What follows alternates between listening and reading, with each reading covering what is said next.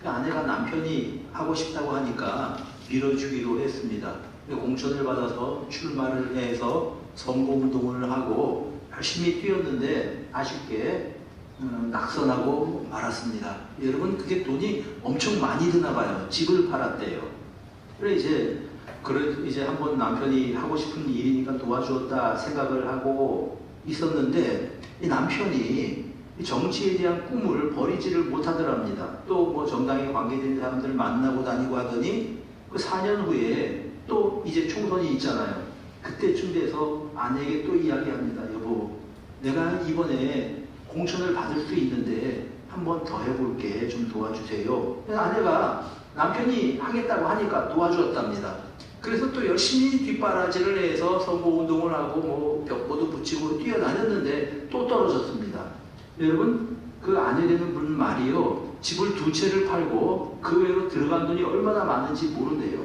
그분이 워낙 돈을 잘 버는 분이기 때문에 가능했던 일인데, 그래 이제 남편이 허황된 정치에 대한 꿈을 버리고 견실하게 살아가겠거니라고 생각을 했는데, 보니까 이 남편이 또 그 당에 관계된 사람들하고 만나고 다니고 뭐 그러더래요. 그러면서 이 여자분이 고민을 했답니다. 아, 이게 쉽게 포기될 수 있는 게 아니구나. 일종의 중독이구나. 국회의원에 나가는 것도 일종의 중독이겠구나. 그런 생각이 들었답니다. 알코올 중독도 있고 마약 중독도 있지만요, 그렇게 자꾸 어떤 이제 정치가 어떤 국회의원이 되기 위해서 출마하고 하는 것도 일종의 중독 같은 생각이 들더래요. 그러면서 그분이 내린 결론이, 이 사람은 이걸 절대로 끊지를 못하겠다. 그러면 내가 이 사람 인생에 같이 휩쓸려가면 안 되겠다 싶어서 남편하고 갈라섰습니다. 그 이야기를 쭉 하면서 그분이 제게 이런 이야기를 합니다. 난 정치에 관여하는 사람들은 불성실한 사람들이라고 생각을 합니다. 곧 될 것 같거든요. 조금만 더 표를 얻으면 국회의원이 될 것 같거든요. 그래서 불성실한 사람들이라고 생각을 합니다. 성실하게 자기 생활을 영위하는 사람이 아니고 어떻게 한번 한탕해서 국회의원이 되면 마치 큰 뭔가 작은 것처럼 생각을 하는 불성실한 사람들이라고 생각합니다. 이렇게 이야기하는 것을 들어본 적이 있습니다. 사람들에게 권력의지라고 하는 것이 무엇일까? 권력이라고 하는 것을 사전적으로 우리가 정의를 하면 이런 겁니다. 다른 사람을 그의 의지와 관계없이 내 의지로 움직일 수 있는 힘, 그걸 권력이라고 말합니다. 다시 말하면 남들을 내 마음대로 움직일 수 있는 힘이라고 하는 것입니다. 사람들은, 이런 권력 의지를 가지고 있는 사람들은 남들의 위에 서려고 하고 남들을 내 아래에 두려고 하고 군림하려고 한다고 하는 것입니다. 그래서 그것을 위해서 계속해서 이제 추구해 나가는데, 그것을 권력욕 혹은 권력 중독이라고 말할 수 있을 것입니다. 모든 권세는 하나님께로부터 온 것입니다. 권력욕에 빠진 사람은 자기를 중심에 놓고 모든 것들이 자기 중심으로 움직인다고 생각을 하는 것입니다. 이것은 자기 우상화입니다. 내가 나를 절대시하는 것입니다.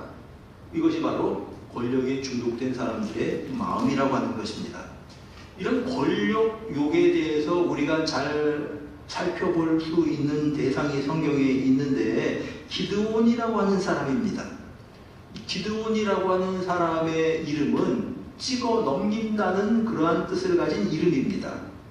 그가 하나님의 부르심을 받았을 때에 하나님의 말씀에 따라서 자기 집에 있었던 바알의 신당을 부수어버리고 바알 신당에 있었던 아세라 목상을 찍어버리고, 결국은 아세라상이 나무니까요. 그 나무를 가지고 이제 숫소 한 마리를 가지고 밤에 그 성읍의 높은 곳에 가서 제단을 쌓아서 그 제단에 소를 희생 제물로 해서, 그리고 그 아세라 목상 나무를 태워서 하나님께 번제로 드린 사람이 기드온입니다. 이때 그가 아세라상을 찍어버렸다, 찍어 넘겼다라고 해서 그의 이름을 기드온이라고 그렇게 부르는 겁니다. 찍어 넘겼다는 뜻이지요.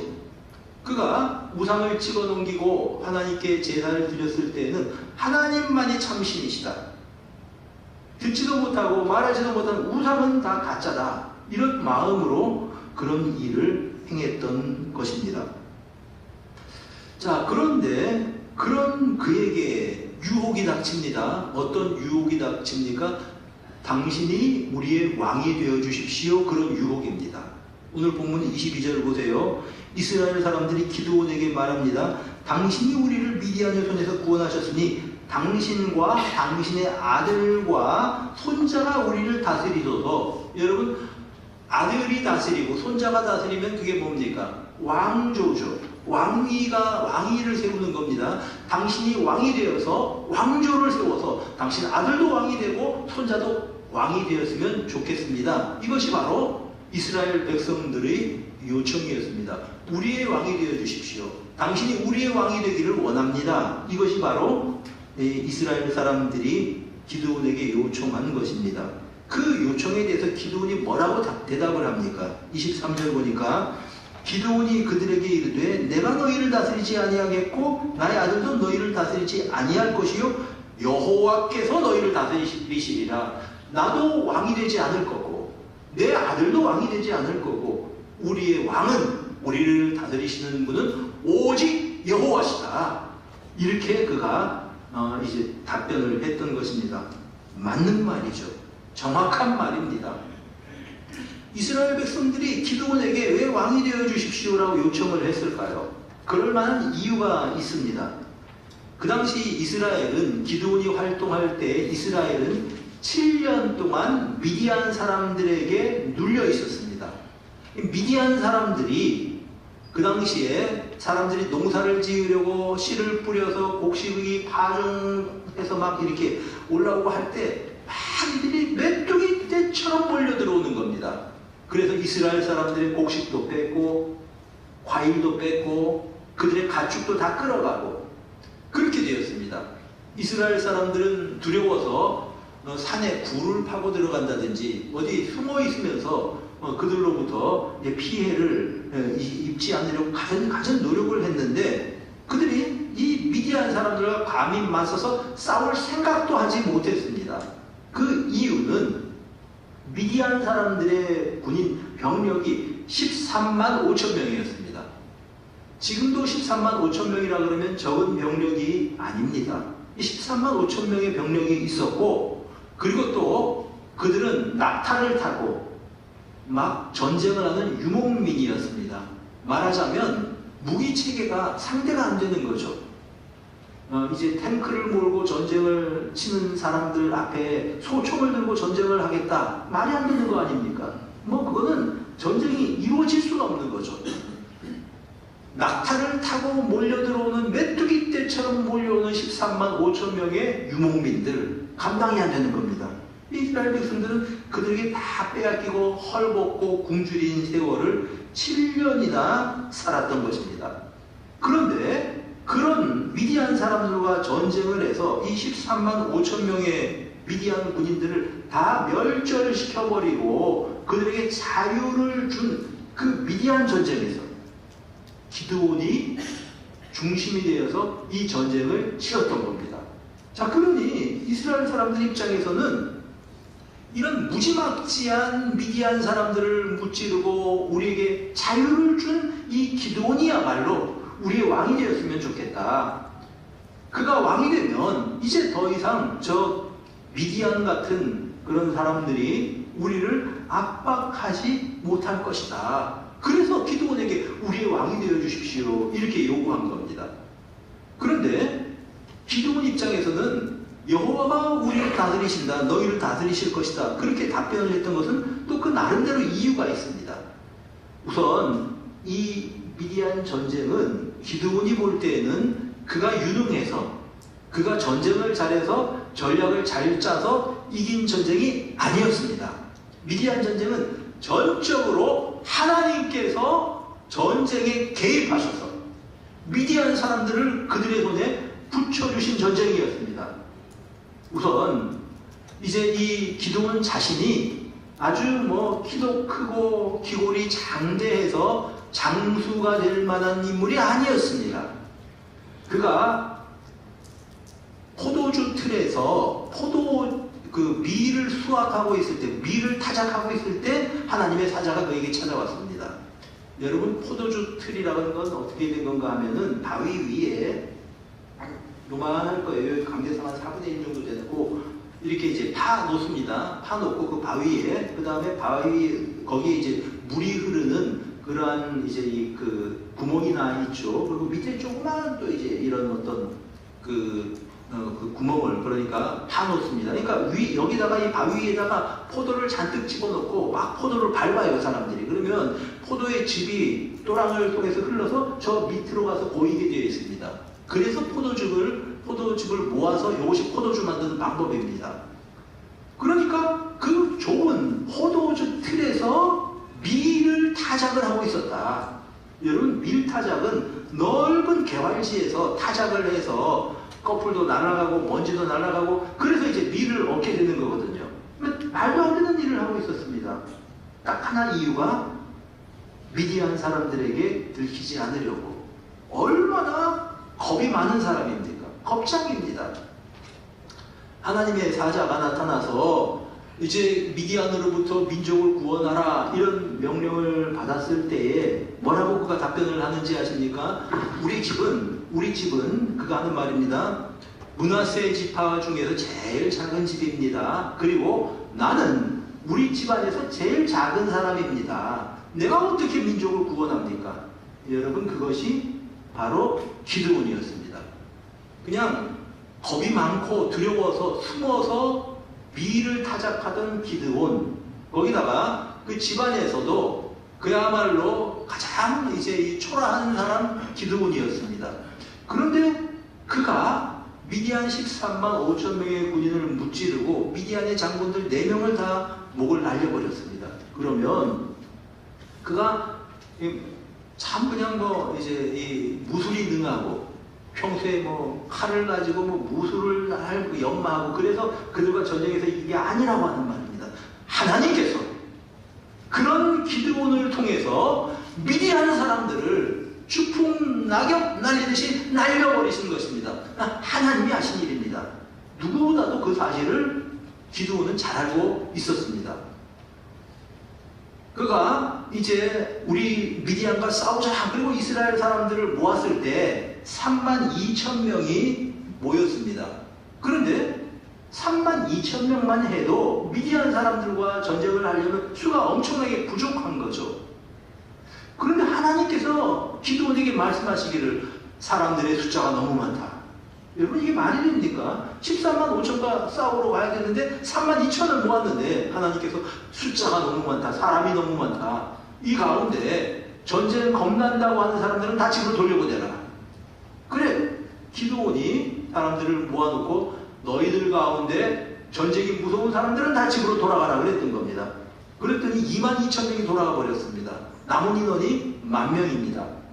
자, 이 10,000명을 데리고 전쟁을 해야 되는데 하나님께서 또 기드온에게 말씀하시는 겁니다. 아직도 너무 많다. 저 물가로 데려가서 저 사람들 다 한번 물을 먹여봐라. 그랬더니 두 부류로 사람들이 나누어져요. 물을 움켜서 물을 떠서 손으로 마시는 사람이 300명. 그 다음에 입을 물에 대고 물을 마시는 사람이 나머지였습니다. 9,700명. 하나님께서 뭐라고 말씀하시냐 하면 기가 막히죠. 그들 가운데서 손으로 물을 움켜잡고 마시는 사람 300명을 데리고 나가서 전쟁을 하라는 겁니다. 이게 말이 됩니까? 3만 2천 명 가운데 2만 2천 명을 보내버렸어요. 10,000명 가운데서 또 9,700명을 집으로 가라고 돌려보내버리는 겁니다. 그리고 나면 300명을 데리고 전쟁을 하라는 겁니다. 이 300명을 통해서 미디안 사람들 13만 5천 명을 완전히 팔이 날리듯이 날려버렸으니 이거는 이제 기드온이 잘해서가 아니고 사람들이 용감해서가 아니고 하나님이 하신 일이다. 이런 의미입니다. 자, 그럼 어떻게 이 사람들이 그렇게 전쟁에서 승리를 할 수 있었습니까? 이들이 전쟁에서 승리할 수 있었던 것은 자기들의 칼로 한 것이 아니고 스스로 자기들끼리 전쟁을 해서 서로 죽이고 찌르고 그래서 자기 적의 칼로 적을 완전히 눕혀버린 전쟁이었습니다.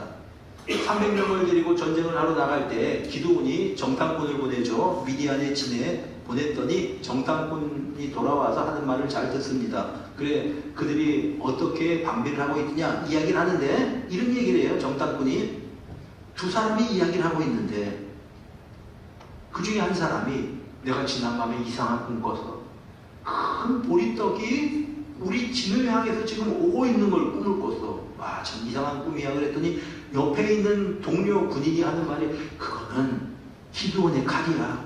기드온이 칼을 들고 우리를 무찌르려고 지금 오고 있다고 하는데 정말 우리가 그들을 당할 수가 없어. 그런 이야기를 하더라는 겁니다. 그 얘기를 전해 듣고 기드온이 생각할 때 됐다. 하나님께서 이미 그들의 마음을 녹이셨구나. 그래서 그들에게 지시를 합니다. 너희들은 항아리 하나씩 가지고 항아리 속에 횃불을 숨기고 그 다음에 나팔을 하나 들고 그 다음에 너희들이 100명씩 나누어져서 미디안의 진 3면에서 대기하고 있어라. 내가 명령할 때까지. 여러분, 항아리, 횃불, 나팔이 전쟁할 물건입니까? 전쟁에 쓰는 물건들이 아니에요. 그리고 깊은 밤에 기도니 신호를 합니다. 그러니까 이 3면에 있던 100명씩 이런 그 군인들이 막 그냥 소리를 지르면서 항아리를 쨍랑쨍랑 깨뜨려 버리는 겁니다. 여기저기서 쨍그랑 항아리 깨지는 소리가 들렸고, 또한 그들이 항아리 속에 있던 횃불을 들고 그리고 또 나팔을 불면서 기도원에 가리다 그러면서 막 소리를 지른 겁니다. 아, 미디안 사람들이 깜짝 놀랐습니다. 대군이 적군이 큰 진영 아주 무리를 지어서 자기들을 습격하는 줄 알았습니다. 깜짝 놀라서 일어나서 칼을 들고 창을 들고 허둥거리다 보니까 자기들끼리 막 싸우는 겁니다. 그래서 이제 미디안 사람들이 다 이제 죽어버리고 말았습니다. 이때 이런 모습을 보고 숨어있던 이스라엘 사람들이 모여들어서 기도원과 합류해서 그들과 전쟁을 해서 그들이 대승을 하게 되었습니다. 그들이 이제 죽인 이 미디안의 장군들 이름이 나오는데 그 중에 제일 먼저 죽은 두 사람의 이름이 오렙과 스앱이라고 하는 사람입니다. 그런데 이 스앱이 어떻게 죽었냐 하면요, 포도주 틀에 숨어 있다가 쫓기다 보니까 포도주 틀에 숨어 있다가 이스라엘 사람들한테 들켰습니다. 이스라엘 사람들이 그를 죽이고 그의 머리를 들고 기드온에게 갔습니다. 이 사람이 적장 스앱입니다. 어디서 이 사람들을 찾았냐 그랬더니 포도주 틀에 숨어 있는 거 우리가 잡아서 죽였습니다. 여러분, 그 말을 들을 때 기드온이 무슨 생각했을까요? 내가 옛날에 포도주 틀에 숨어서 밀을 수확하고 있었는데, 그렇게 겁장이었는데 하나님께서 포도주 틀에서 오히려 적장을 목을 베게 하셨구나. 하나님이 하신 거다라는 것입니다. 그래서 그는 분명히 알았습니다. 이거 하나님이 하신 전쟁이다. 남은 군대를 이끌고 남은 적의 무리가 15,000명이 있었는데 계속 추격을 해서 이제 그 15,000명의 적들을 계속해서 무찔렀고, 이때 적장이었던 세바와 살문나 역시 사로잡아서 나중에 그들을 처형하고 말았다. 그런 내용들이 이제 성경이 기록이 되어 있습니다. 자, 기드온 입장에서 생각해 보십시오. 당신이 우리의 왕이 되어 주십시오.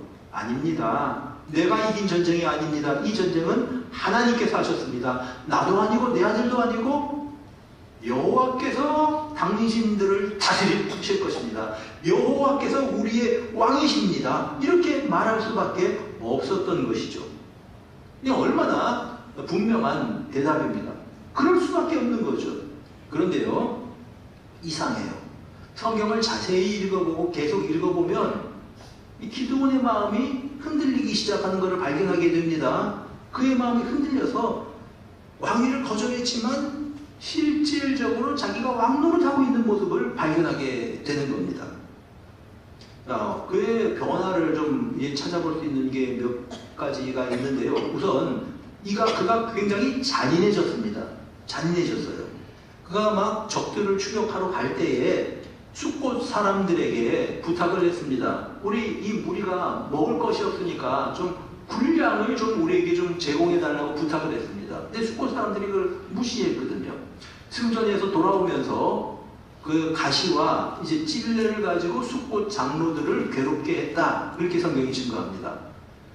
숫곳 사람들보다 더 난처했던 것은 브누엘 사람들입니다. 브누엘 사람들에게 가서 또 우리에게 양식을 좀 달라고 했죠. 거절했습니다. 비웃었습니다.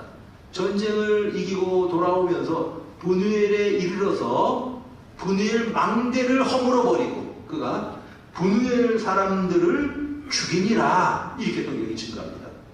여러분, 그의 말을 듣지 않고 그의 말을 따라주지 않았다고 해서 숫곳 사람들을 괴롭히고 브누엘 망대를 헐고 그곳 사람들을 죽였습니다. 여러분, 전쟁에서 승전했을 때는 어떻게 해야 됩니까? 마음을 넓혀서 포용정책을 써서 사람들을 다 품어야 될 터인데, 그런데 자기의 말을 따라주지 않았다고 해서 숫곳 사람들을 징치하고 브누엘 사람들을 죽여버렸습니다. 잔인해졌습니다. 왜 그렇게 했을까요? 내 말을 듣지 않는 사람에 대해서 참을 수가 없었던 것입니다. 여러분, 적을 무찌르는 용기도 용기입니다. 그것보다 더 큰 용기가, 더 큰 힘이 뭔지 아십니까? 나를 다스릴 줄 아는 힘입니다. 잠언 16장 32절은 이렇게 우리에게 일러주고 있습니다. 한번 읽어볼까요? 시작.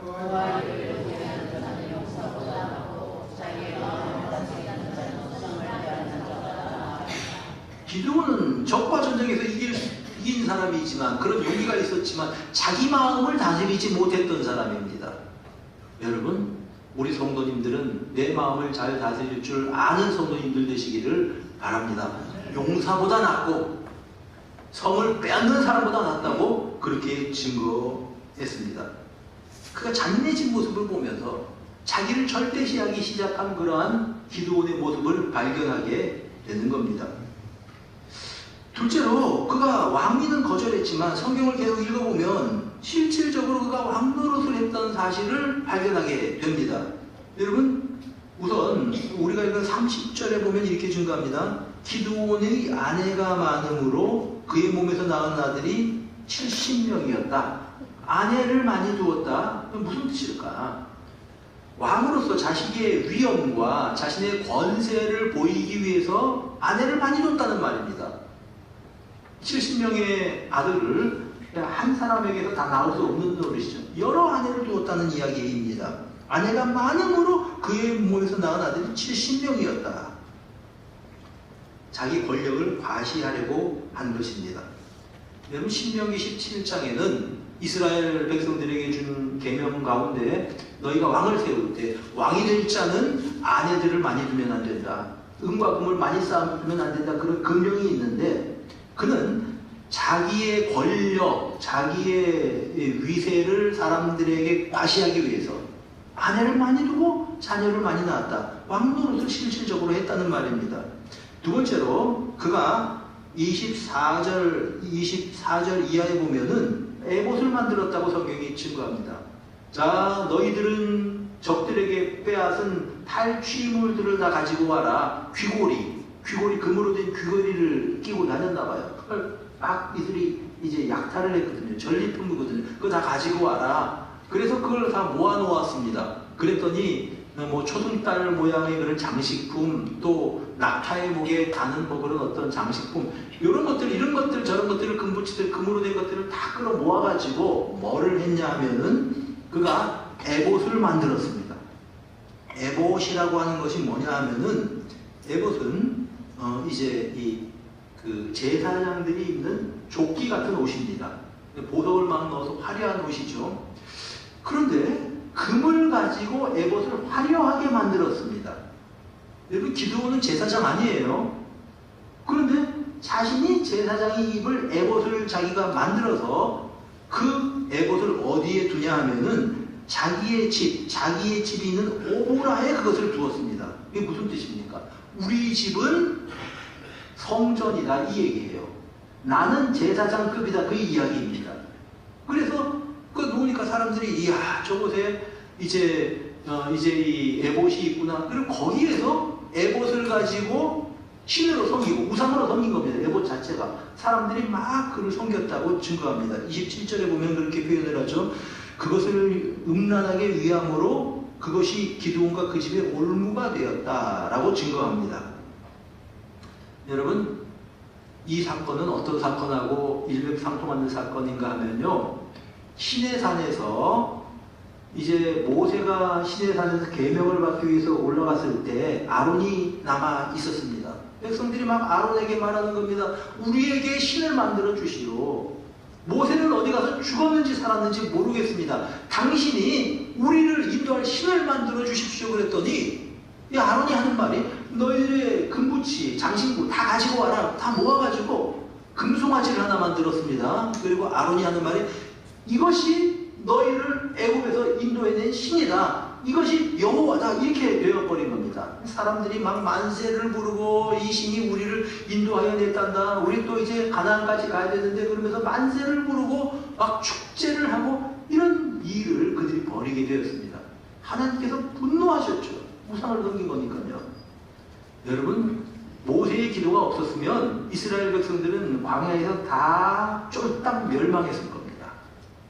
그런 이스라엘이 큰 죄를 짓게 한 게 아론이었는데, 기드온은 제2의 아론이 된 겁니다. 사람들이 막 그가 만들어 놓았었던 기드온의 에봇을 막 섬기고, 거기 가서 막 비나이다 비나이다 하고, 이런 형편이 되고 말았습니다. 여러분, 이 기드온이 죽은 다음에 어떤 일이 벌어졌는지 아십니까? 사람들이 막 바알을 섬기기 시작해요. 기드온이 이런 우상숭배를 할 수 있는 그런 혼합주의로의 길을 열어준 셈입니다. 자, 더 이상한 거는, 기드온의 행동이 더 이상한 거는 그의 아들의 이름입니다. 31절 보세요. 세겜에 있는 그의 첩도 아들을 낳았으므로 그 이름을 아비멜렉이라 하였더라. 아비멜렉이라고 하는 이름이 뭔가 하면요, 아브라고 하는 말은 아버지라고 하는 뜻이에요. 멜렉, 이거는 왕이라는 뜻입니다. 나의 아버지는 왕이시다, 그런 이름이에요. 아니, 자기 첩의 아들의 이름을 짓는데 나의 아버지는 왕이시다, 이게 무엇을 의미합니까? 기드온의 마음에 있었던, 속에 있었던 왕이 되고 싶어하는 그의 마음을 보여주는 사건이 아들의 이름입니다. 결국 기드온이 죽은 다음에 이 아비멜렉이 자기 형제들을 다 죽여버리고 자칭 왕위에 올라버리죠. 스스로 왕이 되어버렸습니다. 이 아비멜렉이 그런 사람이었습니다. 여러분, 우리가 여기서 이렇게 큰 실수를 했고, 결국은 기드온의 사후에 나라가 그냥 이렇게 힘들어졌고, 사람들이 우상을 섬겼고, 그리고 이제 기드온의 집안에 피비린내 나는 권력투쟁이 벌어졌는데, 왜 기드온이 이렇게 변했을까? 이 시점에서 우리가 성경을 읽으면서 질문해야 될 게 바로 그겁니다. 왜 변했지? 기드온이 왜 태도가 바뀌었지? 이 부분을 우리는 좀 생각해 보아야 합니다. 사람들이 그를 다 칭찬합니다. 아, 기드온 만세, 기드온 최고야. 당신이 왕이 되어 주십시오. 그러면서 자기도 모르게 그의 마음속에 교만한 마음이 자리를 잡았습니다. 우쭐해졌습니다. 그 결과가 무엇입니까? 숙곡과 분노할 사람들에게 행한 잔인한 보복입니다. 나도 모르게 자아가 커진 것이고, 내 속에 나도 모르게 내 말을 어기는 사람들에 대해서는 참을 수 없는 상태가 되어버린 것입니다. 스스로 왕이 된 겁니다. 그것이 기드온의 약점이 되었습니다. 여러분, 이건 기드온의 이야기뿐만 아니라 오늘날 우리들에게 주시는 교훈이기도 합니다. 어떤 사람이, 이제 그런 사람들이 많이 있죠. 가난한 집에서 태어나서 고생하면서 이제 살아갑니다. 뭐 라면으로 끼니를 때우고, 그래서 이제 열심히 인생을 살고, 그래서 이제 공부도 하고 사업을 합니다. 때로 실패하기도 하죠. 그러나 몇 번 실패를 거듭하다가 드디어 자리를 잡습니다. 그래서 나이가 한 40대, 50대 되면은 사업이 자리를 잡아서 작지만 안정된 사업체를 가지게 됩니다. 이제 평안하게 인생을 살아갈 수 있는 기반이 닦였습니다. 자녀들도 잘 공부를 시켜서 학교를 잘 졸업을 하고 자기 길을 잘 찾아가게 되었습니다. 자, 아무것도 걱정할 일들이 없어져 버린 것 같아요. 이때 자기도 모르게 사람의 마음이 교만해지기 시작합니다. 나도 모르게 변질되기 시작합니다. 그래서 사람들이 그런 나이의 시기를 사춘기라고 하지 않습니까? 뭔가 사람들이 바뀐다는 것이죠. 직장에서도 자기 말대로 사람들이 이제 따르지 않으면 화를 냅니다. 작은 독재자가 되어버려요. 가정에서도 독재자가 되어버립니다. 사람들이 자기 때문에 힘들어하는 걸 몰라요. 내 마음대로 돼야 된다고 생각을 합니다. 작은 독재자가 돼서 주변 사람들이 힘들게 하는 경우가 얼마나 많은지 모릅니다. 이러한 때 엉뚱한 바람이 불어서 직장생활 잘하던 사람이 직장 그만두고 사업을 하다 쫄딱 망하기도 하고요. 어떤 경우에는 바람을 어떻게 잘못된 그런 일들에 이제 몰두하다가 가정이 깨어지기도 합니다. 이 신앙 교회 생활 역시 마찬가지입니다. 이렇게 열심히 교회 생활을 하면 시간이 지나면 어떻게 됩니까? 교인들이 인정해주고 그래서 직분을 가지게 되죠. 사람들이 다 그냥 이제 직분을 가지고 섬기면 사람들이 교회에서도 다 그냥 뭐 이렇게 위해주고 그렇게 되는 경우들이 많습니다. 신망을 얻는 거죠. 그런데 나도 모르게 자기를 절대화하는 함정에 빠지게 됩니다. 작은 독재자가 되는 겁니다. 주변 사람들 힘들게 만드는 거예요. 그런 경우가 얼마나 많은지 몰라요.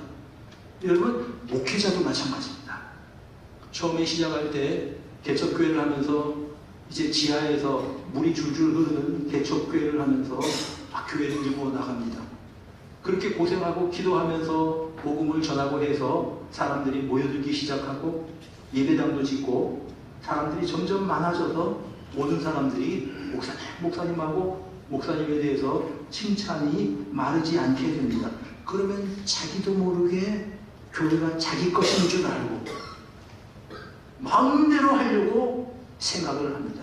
작은 독재자가 되어갑니다. 뭔지 아십니까? 스스로가 왕이 되어버린 상태예요.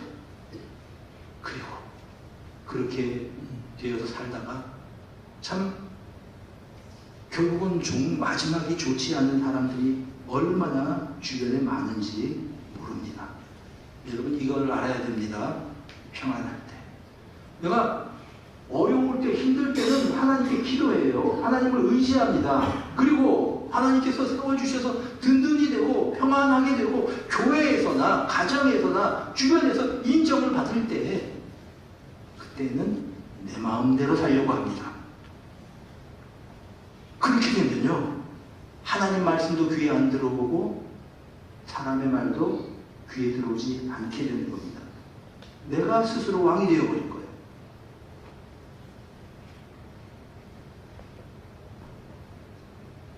여러분, 만약에 기드온이 초심을 지켰다면 그 이스라엘이 타락하지 않았을지 모르는데 결국은 그 40년 동안 이스라엘을 통치하면서 이스라엘의 사사로서 역할을 하면서 자기도 모르게 내가 커져버렸습니다. 내 속에서.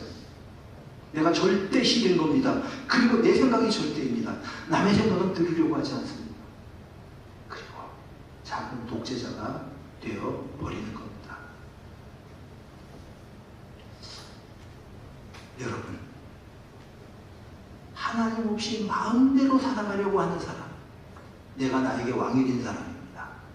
그 우상숭배예요. 일종의 자기가 우상이 된 것입니다. 하나님 없이 하나님이 나를 다스리시는데 그 하나님의 다스림을 거부하고 내 마음대로 살아. 그렇게 살아간 사람이 바로 교만해진 기드온 같은 사람이 아닐지 모르겠습니다.